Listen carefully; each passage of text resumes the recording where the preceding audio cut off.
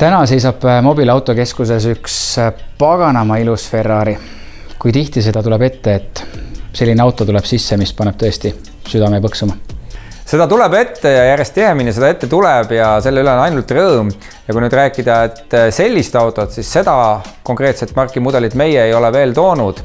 Küll aga jah, sarnaseid superautosi oleme toonud mitmeid läbi aastate ja nii kummaline kui see ka ei oleks, et praegu, kus on autoäris madalseis ja kõik lehed räägivad ja me ka ise ja nii ka on, siis on teatud segment, mida see ei ole kõigutunud ja mis on isegi võimendunud. Räägi palun sellest autost. Mis auto see on? Tegemist on Ferrari 812 Superfastiga. Ehk siis tõesti tegemist on väga erilise autoga, tegemist on väga kalli autoga ja mis on väga eriliste sõiduomadustega, et ta on ikkagi konkreetselt sihtotstarbeline auto, et temaga saab sõita nagu väga mõnusaid aegu.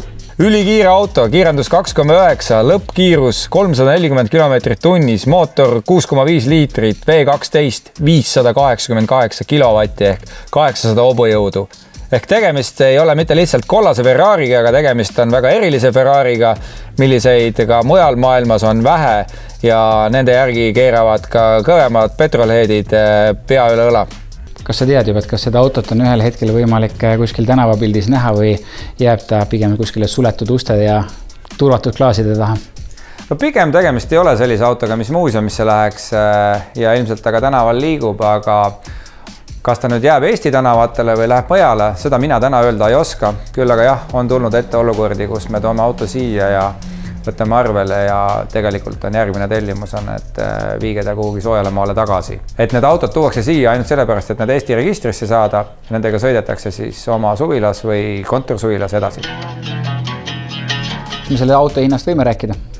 Me omavahel võime, aga meil on võetud selline hoiak, et me ei räägi avalikult ja ka oma Facebooki seinal tihti küsitakse autode hindadest, nende klientidest, et hoiame nende privaatsust ja seda tuleb mõista ja austada.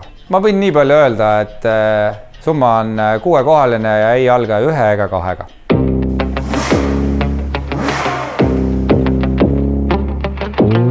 Kas sellise auto müügiprotsess, toomisprotsess erineb väga palju mõnest muust, näiteks Mersust, Toyotast, Audist?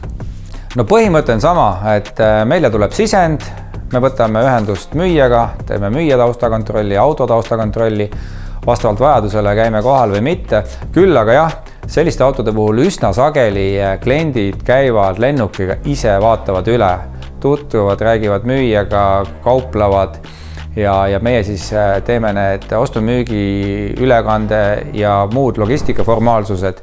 Võtame ta siin arvele ja anname ta lihtsalt siin üle. Kui tavapäraselt meie partner, kes toob autosi 9-kohaliste treileritega, kus siis autod on laotud kuuske või mis iganes asendisse peale, siis selliste autode puhul neid autosid ei aeta sinna peale, kaitsta neid võimalikke mis iganes kahjustuste eest, vesi, vihm, jää, väiksed kivid, siis meie partner, kes veab kinniste treileritega ja kuna meil oli 2 autot sealt tuua, siis läkski sinna järgi nende spetsauto ja nii me neilt tellisime selle veo ja 2 üliägedat autot tulid turvaliselt ja sama puhtana salongist välja sõites meie salongi. Millised autod veel sul meelde tulevad, mis on meelde jäänud, et nad on olnud niivõrd erilised? No raske pähkele, et neid kas võtta nii hinna järgi või kui rariteetsuse järgi, et muidugi me oleme toonud kalleid, väga kalleid hüperautosi, sportautosi, samamoodi Maybachi maastureid või ka siis näiteks Cars Multicast Matu. Et need kõik jäävad meelde ja need on väga erilised.